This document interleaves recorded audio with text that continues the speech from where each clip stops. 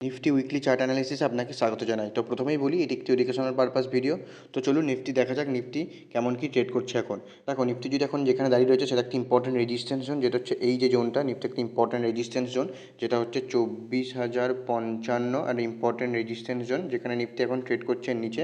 ঠিক আছে, নিফটিকে যদি এই যে রেজিস্ট্যান্স 24,055 যদি এর নিচে ট্রেড করতে থাকে, দেন এখান থেকে কিন্তু নিচে ডাউন সাইডে ভিউ রাখা যেতে পারে। যদি 24,055 নিচে যদি ট্রেড করতে থাকে দেন এখান থেকে কিন্তু ডাউন সাইডে ভিউ রাখা যেতে পারে। 24,055কে ব্রেকআউট করে দেন এখান থেকে কিন্তু একটা আপসাইড মুভমেন্ট দেখা যেতে পারে, এবং যে আপসাইড মুভমেন্টটা উইকলি বেসিসে কিন্তু স্ট্রং মুভ দেখা যেতে পারে। নিফটি যদি উইকলি বেসিসে 24,055কে ব্রেকআউট করে তাহলে নেক্সট যে রেজিস্ট্যান্স বেরিয়ে আসবে উইকলি বেসিসে সেটা হচ্ছে 24,355। যদি 24,355কে ব্রেকআউট করে তাহলে নেক্সট যে রেজিস্ট্যান্স বেরিয়ে আসবে সেটা হচ্ছে 24,777। যদি 24,777কেও ব্রেকআউট করে তাহলে এরপরে যে নেক্সট রেজিস্ট্যান্স বেরিয়ে আসবে সেটা তার যে গ্যাপটা সেটা অনেকটাই বড়। 24,777কে ব্রেকআউট করে, ঠিক আছে, নেক্সট যে রেজিস্ট্যান্স বেরিয়ে আসবে সেটা হচ্ছে এই যে জোনটা, ঠিক আছে, যেটা একটা স্ট্রং রেজিস্ট্যান্স। এবং এই 24,777-এর পর মাঝে কোনো রেজিস্ট্যান্স নেই।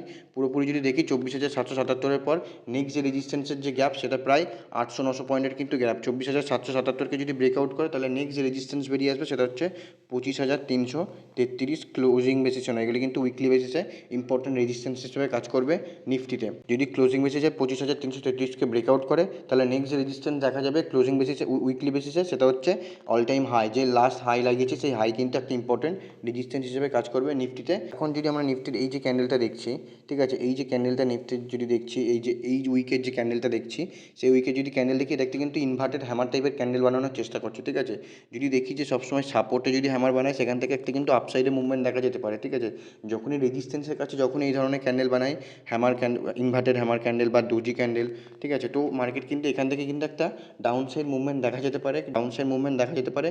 তার জন্য রিজন কী থাকতে হবে? তার জন্য রিজন থাকতে হবে এই যে ক্যান্ডেলটা হয়েছে যদি এটাকে ধরে নিই আমরা, এটাকে যদি ধরে নিই ইনভার্টেড হ্যামার ক্যান্ডেল, ঠিক আছে, এর নিচে ক্লোজিং দিতে হবে উইকলি বেসিসে।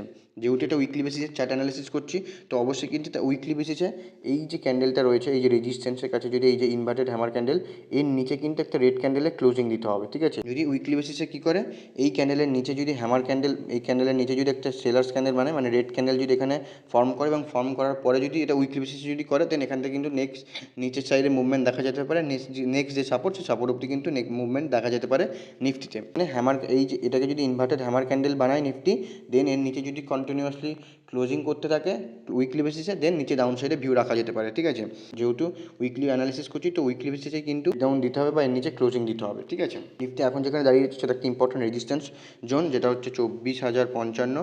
যদি এটাকে এর নিচে যদি কন্টিনিউয়াসলি ট্রেড করতে থাকে 24,055-এর নিচে যদি ব্রেকডাউন করতে থাকে ট্রেড করতে থাকে তাহলে নেক্সট যে সাপোর্ট বেরিয়ে আসবে সেটা হচ্ছে এই যে রেড ক্যান্ডেল, এই যে গ্রিন ক্যান্ডেল, এই গ্রিন ক্যান্ডেলের লো, সেটা একটা ইম্পর্টেন্ট সাপোর্ট জোন হিসেবে কাজ করবে। যেটা হচ্ছে যদি 24,055-র নিচে ব্রেকডাউন করে তাহলে নেক্সট যে সাপোর্ট বেরিয়ে আসবে সেটা হচ্ছে 23,850।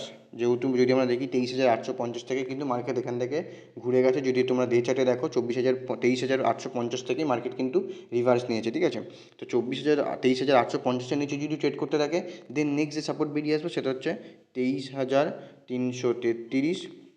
যদি 23,333-কে ব্রেকডাউন করে তাহলে নেক্সট যে সাপোর্ট বেরিয়ে আসবে, ঠিক আছে, 23,333 হচ্ছে এই যে সাপোর্টটা। ঠিক আছে, যদি এই সাপোর্টকেও ব্রেকডাউন করে উইকলি বেসিসে দেন নেক্সট যে সাপোর্ট বেরিয়ে আসবে সেটা হচ্ছে 22,933। ঠিক আছে, ইম্পর্টেন্ট সাপোর্ট, কারণ এটাকে যদি ব্রেকডাউন করে তাহলে নেক্সট যে সাপোর্ট বেরিয়ে আসবে সেটা হচ্ছে এই যে জোনটা, যেটা হচ্ছে 22,933। ঠিক আছে, 22,933 ইম্পর্টেন্ট সাপোর্ট জোন হিসেবে কাজ করবে উইকলি বেসিসে। 22,933-কে ব্রেকডাউন করে তাহলে নেক্সট যে সাপোর্ট বেরিয়ে আসবে সেটা হচ্ছে 22,555। ঠিক আছে, 22,555 ব্রেকডাউন করে তাহলে নেক্সট যে সাপোর্ট বেরিয়ে আসবে সেটা হচ্ছে 22,000-এর যে লেভেলটা, যেহেতু একটা সাইকোলজিক্যাল, তো মার্কেট কিন্তু এই সাপোর্টে কিন্তু আসতে পারে। যে ক্যান্ডেলটা বানিয়েছে এই ক্যান্ডেলের ওপরে ব্রেকআউট এবং ক্যান্ডেলের নিচে যদি ব্রেকডাউন করে তবেই কিন্তু এখান থেকে একটা মুভমেন্ট দেখা যেতে পারে। যদি আপসাইডে ব্রেকআউট করে তাহলে আপসাইডের জন্য মুভমেন্ট, যে রেজিস্ট্যান্সগুলো বললাম সেই রেজিস্ট্যান্সে দেখা যেতে পারে নিফটি। যদি ডাউন সাইডে ব্রেকডাউন করে তাহলে নিজের যে সাপোর্টগুলো বললাম সেই সাপোর্টের কাছে কিন্তু নিফটি আসতে পারে। তুমি ট্রেড তখনই করবে যদি তোমার সেট আপ অ্যাক্টিভ হয়, কারণ নিজের সেট আপ অ্যাক্টিভ না হলে কখনো তুমি তোমার ওয়ার্কের ওপর কখনো বিলিভ করতে পারবে না, এবং কখনো তুমি তোমার নিজের সেই সেট আপের ওপর কখনো কিন্তু তুমি কনফিডেন্স পাবে না। তখনই ট্রেড করবে যখন তুমি তোমার সেট আপ অ্যাক্টিভ হবে, তবেই তুমি তোমার ট্রেড করবে, আদারওয়াইজ ট্রেড করার দরকার নেই। যদি ভিডিওটি ইনফরমেটিভ লেগে থাকে অবশ্যই কমেন্টে জানাবেন এবং চ্যানেলটিকে সাবস্ক্রাইব করে নেবেন। দেখা হচ্ছে পরের ভিডিওতে, ততক্ষণ ভালো থাকবেন, সুস্থ থাকবেন।